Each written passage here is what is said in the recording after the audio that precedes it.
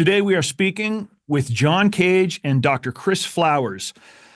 John Kage is a leading medical freedom activist from Brazil. He is at the forefront of the effort to protect children from medical tyranny and alert the world about what the Brazilian government is up to now.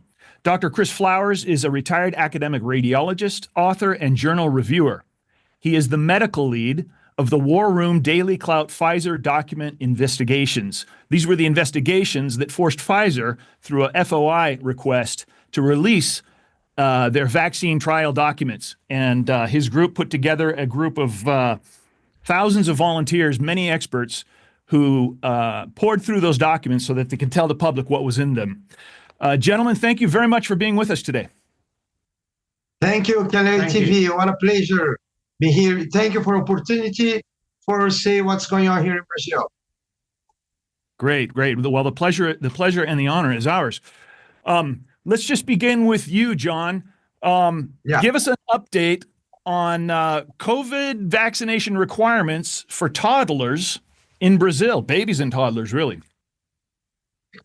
Yes, over here in Brazil, right now, we got a mandate for 6-month babies to under 5 years old kids for getting the school.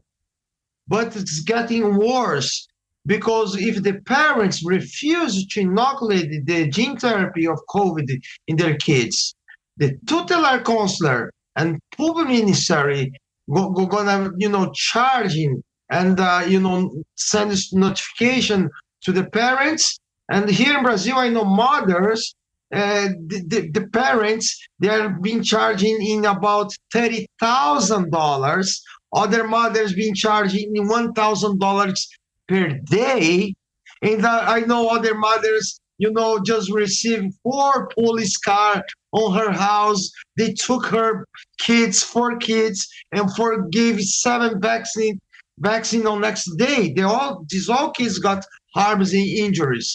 So this happened all over, Brazil, but it's more strong coalition from public ministry in Santa Catarina and Paraná. That's why I booked these 2 public hearings. This is crazy. So you're saying that even if the parents can avoid school somehow, it doesn't matter now. They will come take your kids. Yes.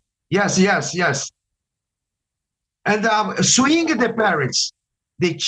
Now they are charging the parents, and they say if they even pay this charge, they got to inoculate with this gene therapy. Otherwise, they're gonna swing the parents separate the parents from their kids. This is crazy. What's going on here in Brazil? Brazil is the only one country in the world, doing this with the kids. And those dollar figures you tell me, I mean, these would be astronomical in the United States. I imagine in Brazil, it's just, you have to laugh at them. Nobody can afford $1,000 a day. Yes, and also the public ministry, if some parents got, medical certificate, saying the kid cannot, having the COVID jab. Yes, an exemption. The public ministry just say, we don't believe in this certificate from this doctor. So you gotta vaccinate your kid in 2 weeks, 3 weeks. Otherwise, we're gonna charge or swing you. They don't accept doctor recommendation. They don't accept.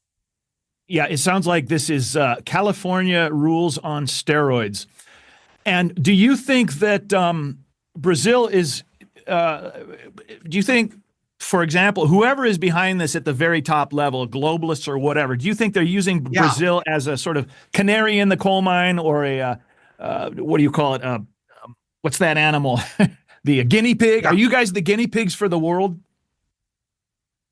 Yeah, Brazil, unfortunately, is the protagonist of 2030 agenda. Protagonist. Last year, our Minister of Environment and our Minister of Health both went to Davos for Economic Forum, and on the first semester, and they announced on the stage, Brazil is the protagonist of immunization of these people and also combat the climate change. So that's why, in my opinion, is the reason for the chasing, our kids over here. Because, Brazil is going to be the next base of new order.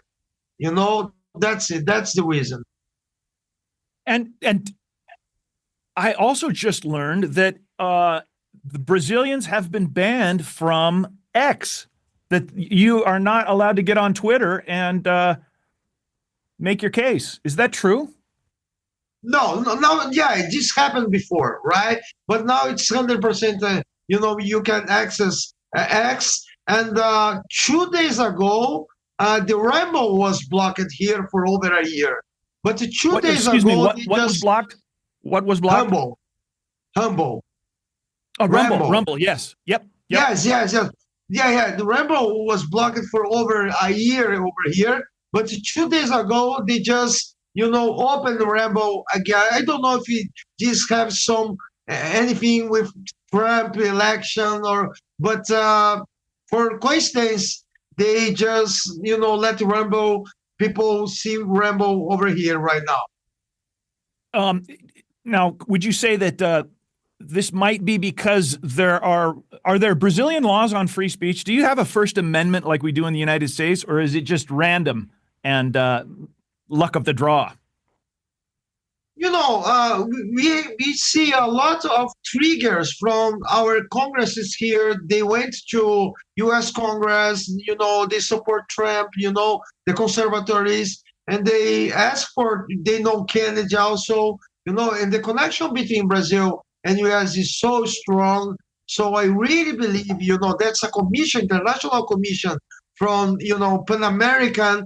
They are coming to Brazil in 2 weeks, I guess 3 weeks, for visiting here and watch what's going on here, and things just start to change over here.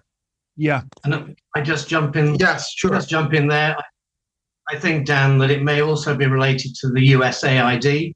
And I think if we get access to some of that data that Elon Musk has managed to find out about it, I wouldn't be surprised at all if the Brazilian government did not receive a large amount of money to do the will of USAID stroke CIA stroke whatever you want to call it, the blob, as Mike Benz calls it. But yes, it is really bad. But I think things are changing thanks to the person we've currently got in charge. Okay, so Dr. Flowers, you are hopeful. You're a bit sanguine about our prospects with the new administration. I think so. Yes.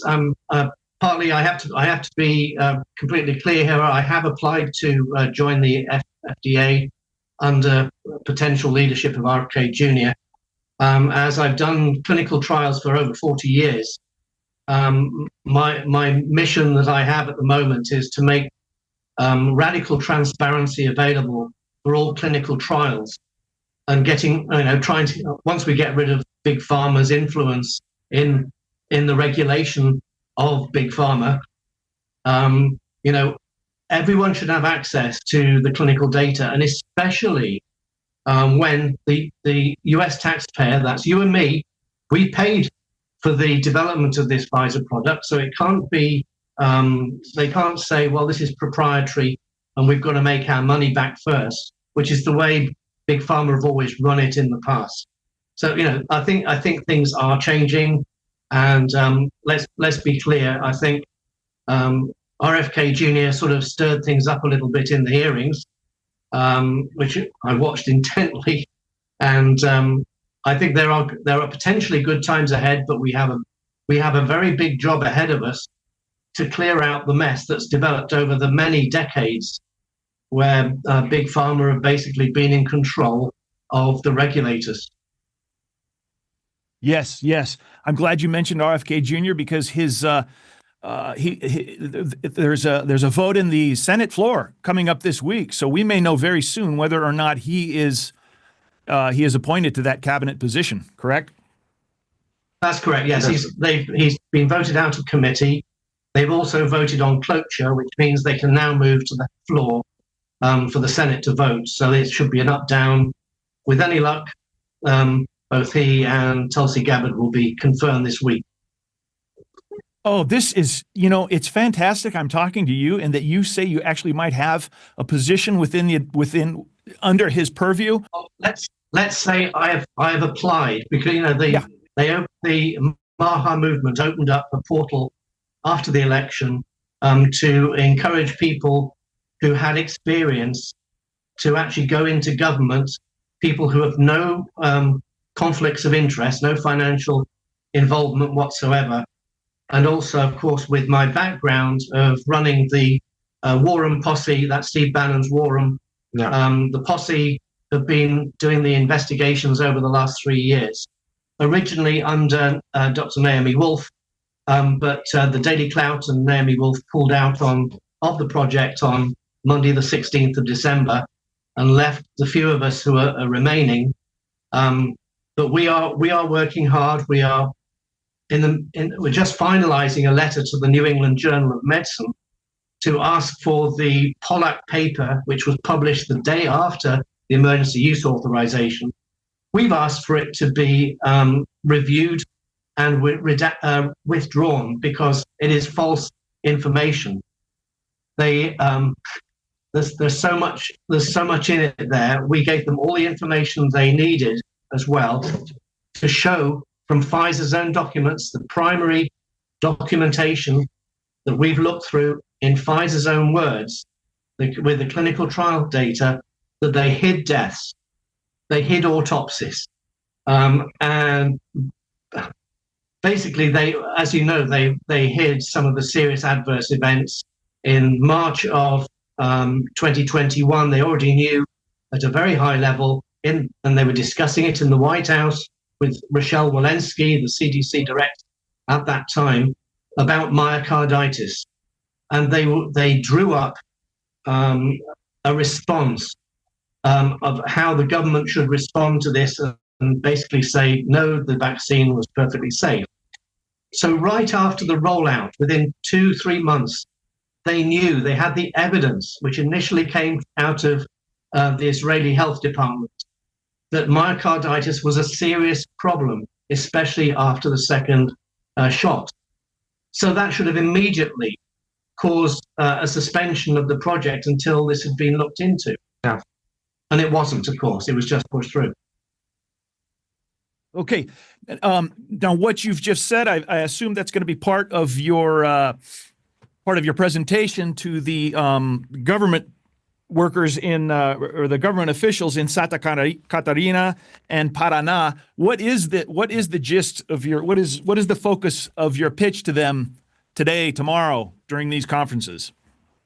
Yeah, so the Pfizer clinical trial basically was a fraudulent trial. Yeah. They didn't report the results correctly. There is evidence that they hid at least 2 deaths. And as a result, there were more people who died who had the COVID shots than the placebos. Now, if they told that to the vaccine committee, that's called VBR PAC, that's the FDA committee, and they were reasonable doctors, they would have said immediately, well, this COVID shot isn't working. The same number of people are dying whether you take the shot or not. So what's it doing? What's this efficacy business? In other words, nothing really. So I'm covering the Pfizer clinical trial, which is what we wrote up in a published peer-reviewed journal back in November 2023. So that was the evidence. It has never been refuted because it's done in Pfizer's own words from the primary source documents. And then tomorrow, I'm also going on to talk about the pediatric clinical trials, which again, were really, really bad in the way they were run, in that virtually everybody got COVID, whether they took the shot or not. And the FDA even required a third vaccination of the children in the trial because it wasn't working. So the whole business about the trial, the original trial on which everything was based, was fraudulent. It showed the shots didn't work. Yeah. The children's trials were never completed properly. There was no evidence of any benefit whatsoever. Never. But now we know, obviously, from the post-marketing surveillance, from the European Union documents as well, about following up millions of people, and also the adverse events that have been reported around the world, that these things should not be given. Because even in the pediatric trials, the only benefit they showed was that you could develop antibodies to a particular spike protein.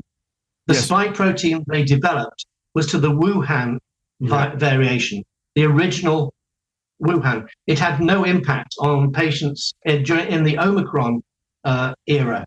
So even though they produce new variants, this new bivalent booster shot, the antibodies that are produced are basically very, very short-lived. They have no impact because most people are on a different virus, and the virus doesn't cause anything serious.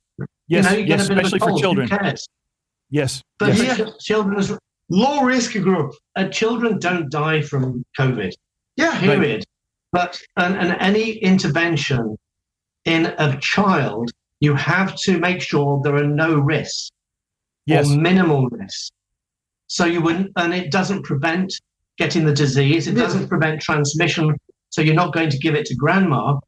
So therefore, there is no logical reason. There is no scientific reason for giving the COVID shots, which is why I'm presenting that information tomorrow for the judiciary and the people to hear for themselves that this is all wrong. We've been missold a bill of goods, basically. That's my answer to the clinical trial. Well, Dr. Flowers, you're covering the questions that I was going to ask anyway. I mean, I was going to get straight to the children, and I was going to say, the lack of lethality or danger that the virus itself presents to the young. And if that's the case, then all you have now is, transmission to grandma, and we know that that's bunk. Do the doctors in Brazil know this too? They must know. No, Brazil, we live here after Lula gets the power, President Lula, socialist, right? So every doctor awake, every journalist awake, every politics, conservative, they just stop to fight because they all scared to be arrested. We had this protest on January 8th, at the beginning of Lula's, mandate. They are broke, the Congress, etc. They arrest over 2,000 activists. We got right now, a grandmother with over 70 years old, got to stay over 30 years in the jail. So this is just silent everyone who wants to fight against this. But not me, Daniel knows me, Chris Flowers knows me. That's why my nickname is Samurai, because I'm, since 23, I provide, tens of protesting, but just only me and a couple of tens of mothers. It's not that, Brazil now just protesting when Bolsonaro, actually only Bolsonaro invited people for the streets. Then, you're going to have a lot, millions of, activists on the street, conservatives. But otherwise, there's no fight here in Brazil. Zero. I'm the only one who's providing public hearing. We provide about 5 international public hearings since 23, right? I went to the street over 10 times. And so this is just, the judges and the Lula and the Minister of Health just feel comfortable because nobody, hit them back. That's it. That's very comfortable for them. The journalists, they talk about Trump, the war on Israel, Ukraine, everything outside from Brazil. But, in my opinion, you make this coercion over the parents and this mandate for babies and kids in February of 25 is the worst thing happened since the beginning of pandemic in the entire world, because we didn't see this happening North Korea. Cuba, Venezuela, or even Nicaragua. This didn't happen in that countries. Yes. That's happened in Brazil. So nobody wants to talk about. No, here we don't have any trials about the people with side effects. The doctors just stay on social media, giving their opinion. But we got to hit the bubble. Go outside the bubble. That's why what we are gonna do tomorrow. We're gonna get inside the state, house, and show the truth. That's why I just asked for this international task force, Dr. Peter McCall, Dr. Pierre Ricord, Dr. Gert van der Bosch, Dr. Jessica Rose, Dr. Angus Dalglash, Maria Mog, Dr. Hara from Japan, Dr. Minister McCann from Australia. There is over 10 countries participating in supporting my fight over here. Because the only way to we combat this and fight for our kids is show what's going on in the rest of the world. Because people here stay in the bubble. They don't believe the entire world. They stop to, inoculate the gene therapy on their population. Today, I just saw this news in North States, just start to die people with COVID again, all over again. That's 1,000 people infected with COVID. That's 100 people die with COVID in Mato Grosso or north of Brazil states. They are preparing again after Carnival. That's crazy. Dan, I would add something there as well, just not to forget the impact of Big Pharma on, say, for example, the pediatricians, the American Academy of Pediatrics. They were incentivized. Hospitals were incentivized, A, to classify people as having COVID, but B, the targets for vaccination, even though it's not even a vaccination because this is a gene therapy by its very definition, that we've got to get this money out of education, out of the med system completely because it's ruining it. It's not then based on science, it's based on follow the money. Yeah. And this is where, Doge comes in, I think. And I think they will reveal, just in the way I was surprised to find out that the land of my birth in the UK, the British Broadcasting Corporation receives, I think it's 8% of its budget from USAID, when all the members of the public have to pay what's called a TV license to fund the publicly owned British Broadcasting Corporation. Yes. But it's nothing more than a mouthpiece for the same globalist agenda that gets pushed around everywhere. Yes. It's the same in Japan. NHK, they come knocking on your door if you haven't paid your TV license fee. And then you can count on, all through the COVID pandemic, turn on NHK and there'll be a man in a white suit and thick-rimmed black glasses who will tell you that the sky's falling. Brought to you by Pfizer. Yeah, brought to you by Pfizer. Yeah, exactly. That's it.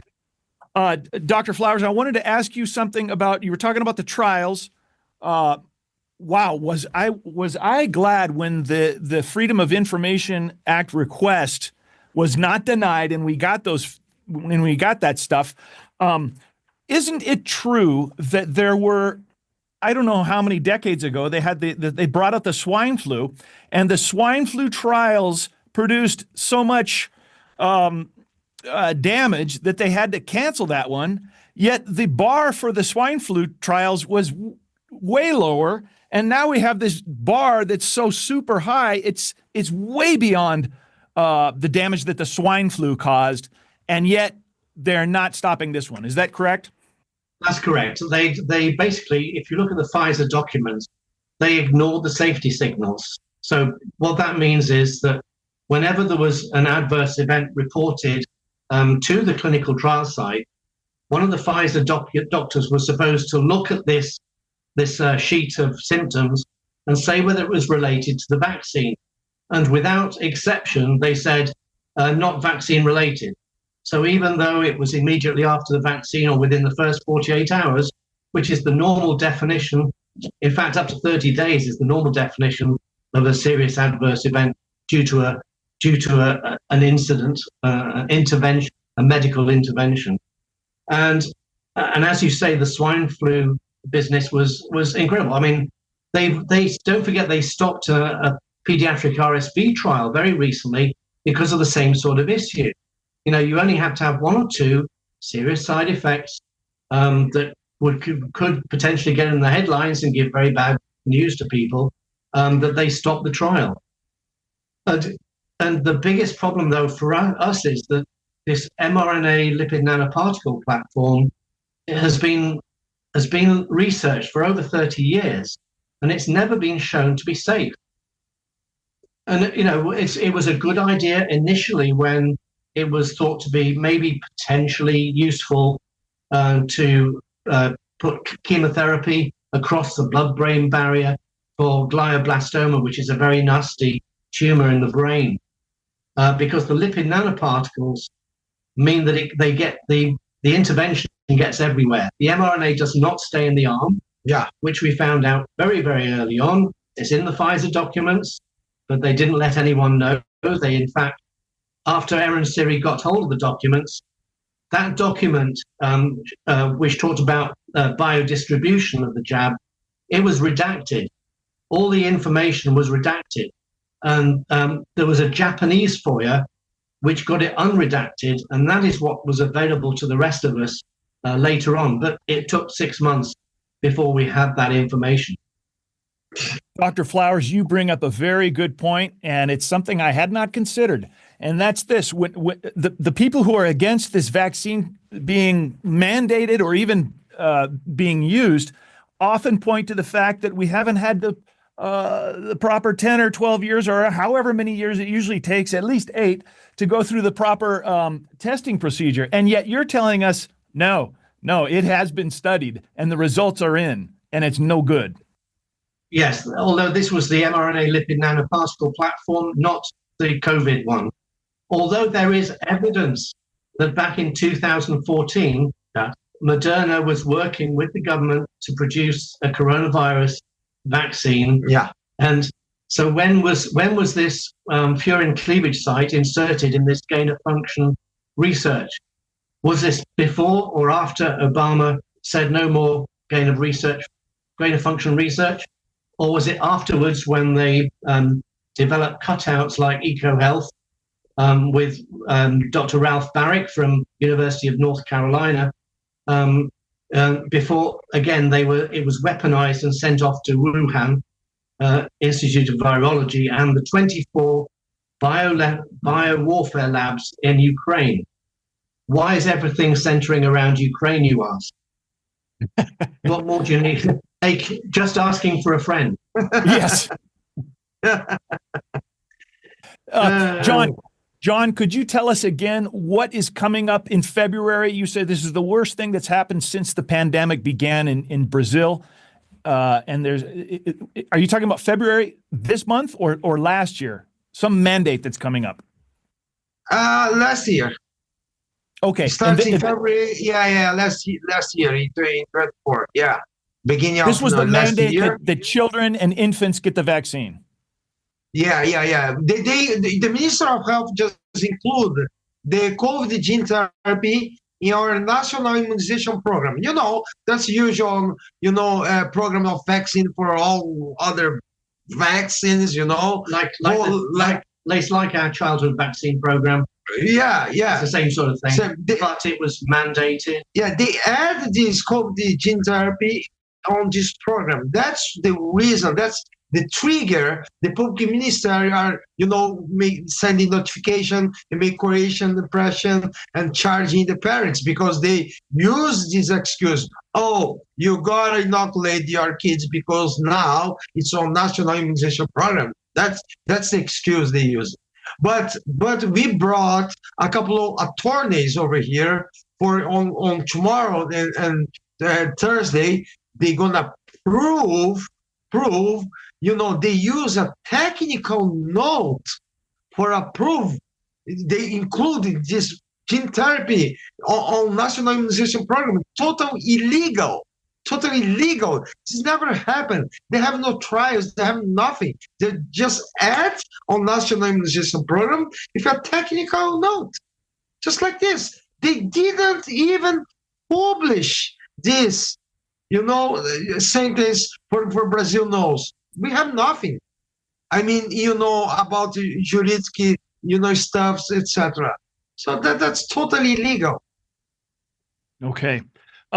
Dr. Flowers, are the currently marketed corona vaccines from Pfizer, for example, are they still based on the same studies, or have new studies come out for the latest round, for the latest?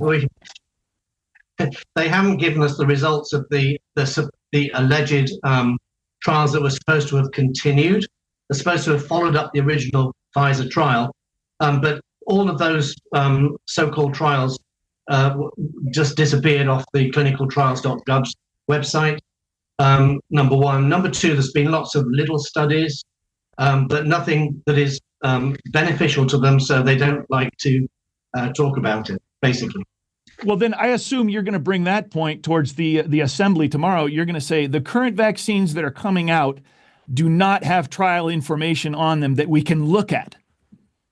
Well, you don't. There's something even more important about that. Is the Pfizer clinical trial was based on something that was totally different to what everybody else received around the world. It was called Process 1. It was produced by PCR, which is basically a very purified form. And what they actually gave everybody, which is the BNT162b2, this is the emergency use authorization product, and then Comirnaty, which was used around the world, contains something made using E. coli DNA plasmids, which cause, there are all sorts of contamination of DNA fragments and SV40 gene promoters, and all sorts of additional horrible stuff. And some doctors say, well, there's nothing to worry about. RNA just gets broken down in the bloodstream, which is true. But this isn't going into the bloodstream in the normal manner. It is being injected and protected by lipid nanoparticles. So these DNA fragments are being injected immediately into patient cells, right against the nucleus. And in particular, from the babies and children point of view, of course, their cells are growing all the time. They're in the biggest growth period. And so therefore, they have the largest risk of having that DNA incorporated into their own genes, which is really, really bad. Okay, you mentioned you mentioned PCR. Are they still using this PCR test, which is just you can ramp up the cycles to get a positive result whenever they want? Well, that's a whole different issue. The PCR, which is polymerase chain reaction, is basically it's like a photocopier amplifying it till you can pick up. You've been within 365 miles of someone who had a spike protein coming out of their nose, and you will test positive.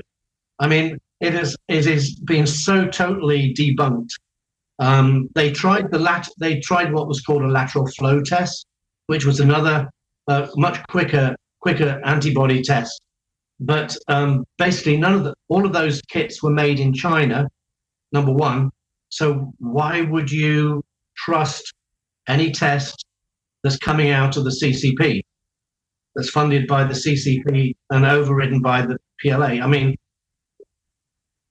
this is not conspiracy theory. This is unfortunate that China have the they have got all the precursors for medicines. They've got they grabbed all the protective wear at the beginning of the pandemic. They're manufacturing these, but the question is, what about safety? How accurate are they? Where are the tests that show that these actually work and show what they say they show? And so, as a doctor, as someone who's done clinical trials all my life, I have totally lost confidence in so-called experts who say that there's nothing to worry about. Here are the tests, everything's fine. Trust us, trust the science. Hold on. Science is always questioning.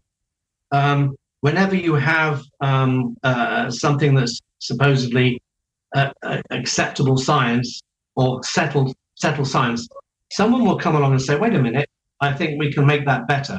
That's what core science is. We want to test to find out how to make things better. Great. Okay. I think you guys got to get back to the assembly now. I'm going to let you go. Yeah. If you have any final comments, John, you have Japanese blood. We could say John Kage. Your last name could also be Kage. There's this expression in Japanese called shoganai, which means what are you going to do? What can you do about it? C'est la vie. So anything you guys can say to the international public, we broadcast in many languages. Go. Yeah, I gotta ask for entire world for support us, spread what's going on here in Brazil, because Brazil is the only one country in the world. Yesterday I made the interview for Japan, for Australia, 2 days ago for Canada channel. So I'm asking for international task force, because I really believe if the entire world starts to talking about it, and share what's going on here, this can make pressure over here. And on yesterday interview with Australian journalists, he suggests for the Doctors Association just going to Brazilian embassy and send a letter of protesting about this. This is gonna happen. If your country can do this, will help a lot and cause a huge impact also. But I need people talk about around the world about this. Please, thank you very much, Kage and HEB. Thank you. Great. Dr. Flowers, any last comments? Yeah, I'd like to leave on a happy note or a hopeful note. You're aware that the FDA is revered by virtually everybody around the world, by various regulatory authorities, and they follow whatever the FDA says. We're going to have a change of captain of the ship very, very shortly.